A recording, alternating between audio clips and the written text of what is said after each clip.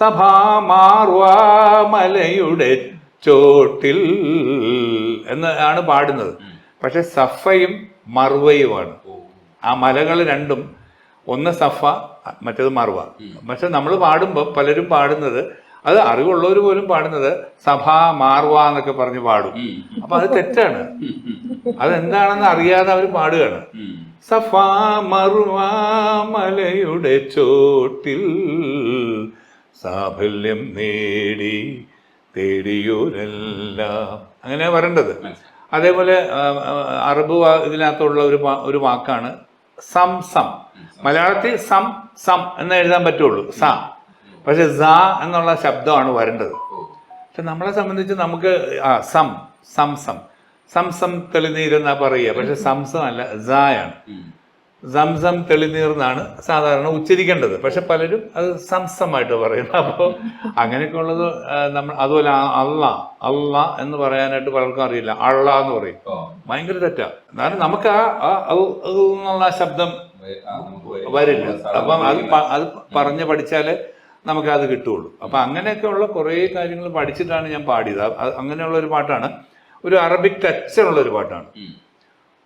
ഉമ്മത്തിൻ വസീല വസീല ദീൻ വസീല ഇമ്പപ്പൂ റിസാല റിസാല ദീൻ റിസാല ആരംഭ റസൂല റസൂലേ യാ റസൂലേ ഉമ്മത്തിൻ വസീല വസീല ദീൻ വസീല വസീല ദീൻ വസീല.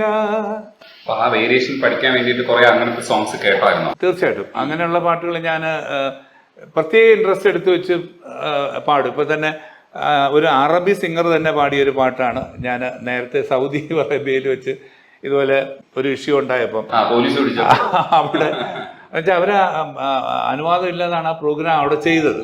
ഇപ്പം അവർ ഇല്ല. മക്കയും മറുവയും ആ പുണ്യ സ്ഥലമായതുകൊണ്ട് അവിടെ മതകാര്യ പോലീസ് എന്ന് പറഞ്ഞൊരു പ്രത്യേക പോലീസ് ഉണ്ടായിരുന്നു.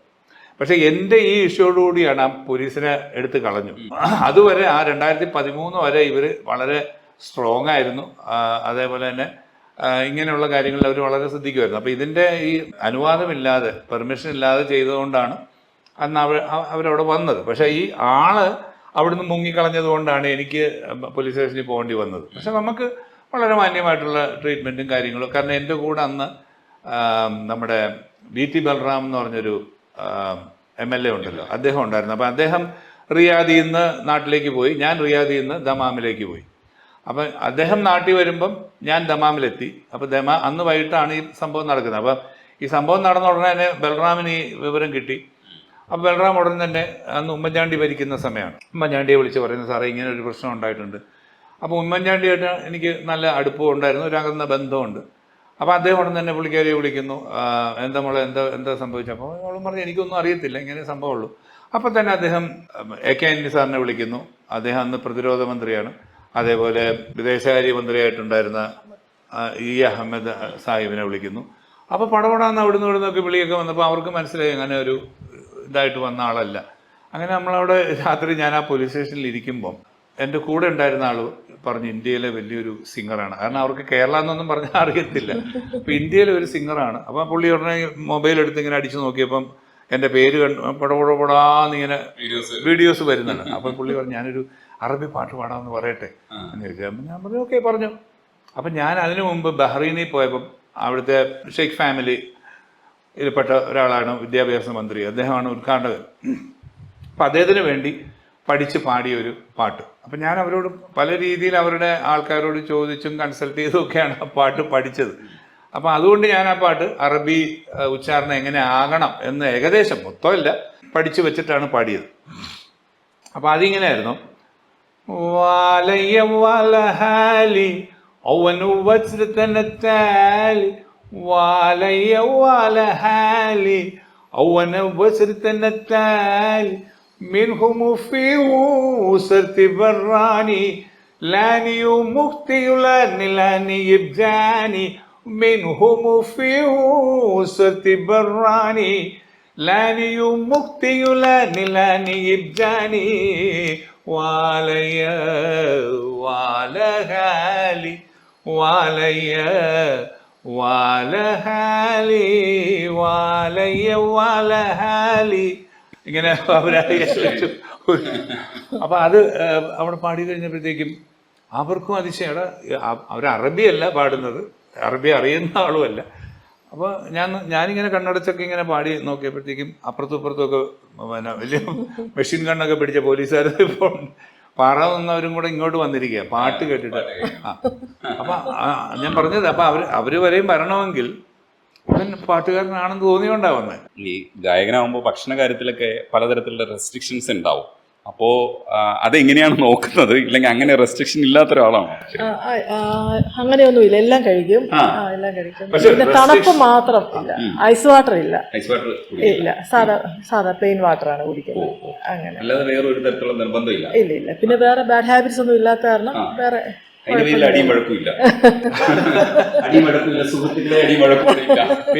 പിന്നെ ഉള്ള ഒരുപാട് പുളി അല്ലെങ്കിൽ ഒരുപാട് പിന്നെ മധുരം, പിന്നെ വല്ലപ്പോഴും ഐസ്ക്രീമോ അല്ലെങ്കിൽ അങ്ങനെയൊക്കെ കഴിക്കുകയും ചെയ്യും. പക്ഷെ ഈ ഐസ് കഴിക്കുന്നതിനോ ഞാൻ എതിരെന്താണെന്ന് വെച്ചാൽ, ഇപ്പം നമ്മളൊരു വലിയൊരു ഐസ് കട്ട എടുത്തിങ്ങനെ ഇപ്പം നമുക്ക് ഈ വിരലിങ്ങനെയൊക്കെ ചെയ്യാൻ പറ്റും അല്ലേ? ഒരു ഐസ് കട്ട എടുത്ത് നമ്മളിങ്ങനെ കയ്യിൽ പിടിക്കുന്നു, ഒരു 5 മിനിറ്റ് അല്ലെ 10 മിനിറ്റ് കഴിഞ്ഞ് നമുക്ക് ഇങ്ങനെ നൂർക്കാൻ പറ്റത്തില്ല. അപ്പോൾ നമുക്ക് ഇങ്ങനെ പതുക്കെ നൂർക്കാൻ പറ്റുള്ളൂ. അതെന്താണെന്ന് വെച്ചാൽ ഇവിടുത്തെ കോശങ്ങളെല്ലാം ചുരുങ്ങിപ്പോയതുകൊണ്ടാണ്. എന്ന് പറഞ്ഞാൽ നമ്മൾ ഈ സ്ഥിരമായിട്ട് ഇങ്ങനെ തണുത്ത വെള്ളം ഉപയോഗിക്കുമ്പോൾ, ഇപ്പോൾ ഒരു 10,000 വോക്കൽ കോഡ്സാണ് ഒരു സാധാരണ പാട്ടുകാരനുള്ളതെങ്കിൽ നല്ലൊരു പാട്ടുകാരനെ സംബന്ധിച്ച് ചിലപ്പോൾ അത് 30,000 50,000 ഒക്കെ ആയിരിക്കും. അപ്പോൾ ഇതിൻ്റെ വൈബ്രേഷൻ അനുസരിച്ചിട്ടാണ് നമുക്ക് ഈ വോയിസ് മോഡുലേഷൻ എന്ന് നമ്മൾ പറയുന്നത്. അപ്പോൾ ഇതിന് സ്റ്റിഫാവും. നമ്മളിങ്ങനെ സ്ഥിരമായിട്ട് ഇങ്ങനെ തണുത്ത വെള്ളമൊക്കെ ഉപയോഗിക്കുമ്പോൾ അത് സ്റ്റിഫാവും. അപ്പോൾ ആ സ്റ്റിഫ്നെസ് വരാതിരിക്കാൻ വേണ്ടിയിട്ടാണ് ഈ തണുത്തത് അധികം കഴിക്കരുതെന്ന് പറയുന്നത്. പിന്നെ നമ്മൾ ഈ അലർജിക് ആയിട്ടുള്ള സംഭവങ്ങൾ കഴിയുന്നതും ഒഴിവാക്കുക. ഇപ്പം ഞാൻ ഒരു സമയത്ത് എനിക്ക് തൈരും ഒരല്പം ക്യാബേജ് തോരനും തന്നാൽ ഞാൻ സുഭിക്ഷമായിട്ട് കഴിച്ചിട്ട് പോകുമായിരുന്നു. പക്ഷെ ആ സമയത്ത് എപ്പോഴും ജലദോഷം. അപ്പോൾ എൻ്റെ അടുത്ത് 1-2 ഡോക്ടേഴ്സ് ഇങ്ങനെ പറഞ്ഞു, ഇയാളൊരു കാര്യം ചെയ്ത് തൈരൊന്ന് ഒഴിവാക്കി നോക്കാൻ പറഞ്ഞു. അങ്ങനെ തൈര് ഒഴിവാക്കി നോക്കിയപ്പോൾ ഒത്തിരി വ്യത്യാസമുണ്ട്. കാരണം ഈ തൈരുണ്ടാകുന്ന അങ്ങനെ ഇച്ചിരി പാലിനകത്ത് കുറച്ച് തൈരും കൂടി ഇട്ടിട്ട് ഒരു ബാക്ടീരിയൽ ഫോർമേഷൻ കൊണ്ടാണ് ആ തൈര് ആവുന്നത്. എന്ന് പറഞ്ഞാൽ നമ്മുടെ ശരീരത്തിൽ ഒരുപാട് ബാക്ടീരിയാസ് ഉണ്ട്. അതിൻ്റെ കൂട്ടത്തിൽ പിന്നെയും തൈര് ചെല്ലുമ്പോൾ അവിടെ ഒരു ബാക്ടീരിയൽ ഫോർമേഷൻ നടന്നിട്ട് നമ്മൾ ചിലപ്പോൾ കഫമായിരിക്കാം, മറ്റു തരത്തിലുള്ള അസ്വസ്ഥതകൾ ഉണ്ടാവാം, അങ്ങനെയൊക്കെ സംഭവിക്കാം. അതുകൊണ്ടായിരിക്കാം ഈ പറഞ്ഞ പോലെ തൈര് ഉപയോഗിക്കുന്നത് ഒഴിവാക്കാൻ പറയുന്നത്. ഈ കൈ കിട്ടിയ സ്ഥിതിക്ക് ചില ചോദ്യങ്ങളും കൂടെ ചോദിക്കേണ്ടതുണ്ട്. അപ്പോൾ ഇനിയധികം കൈ കിട്ടില്ല. അപ്പോൾ ശരിക്കും ഈ മനുഷ്യൻ പാട്ടുകാരൻ എന്ന് പറയുന്ന രീതിയിൽ നമുക്ക് എല്ലാവർക്കും ഇഷ്ടമാണ്. അതിനപ്പുറത്തേക്ക് ഈ മനുഷ്യൻ ആരാ, എന്താ? നല്ലൊരു ഭർത്താവ്, എന്നെ സംബന്ധിച്ച് നല്ല ഭർത്താവ്, എൻ്റെ 3 കുട്ടികളുടെ നല്ലൊരു പിതാവ്, അതാണ് എനിക്ക് പറയാൻ പറ്റൂ. ഈ മനുഷ്യൻ അതൊക്കെയാണ്. അതാണ്. പിന്നെ പാവങ്ങളും ഞങ്ങൾ ഭയങ്കര ഒരു ഫാമിലി മാനാണ്. ഞങ്ങളില്ലാതെ ഒരിടവും പോവില്ല. അതാണ്. പിന്നെ ഒരുപാട് പെട്ടെന്ന് ദേഷ്യം വരും, അതുപോലെ തണുക്കും. പിന്നെ എല്ലാവരോടും മനസ്സലിവുള്ള ഒരാളാണ്. അതാണ് മെയിനായിട്ട്. ആരുടെ ഒരു വിഷമം കേട്ടാൽ ഉടനെ പെട്ടെന്ന് പുള്ളി അതിലേക്ക് അങ്ങ് പോകും.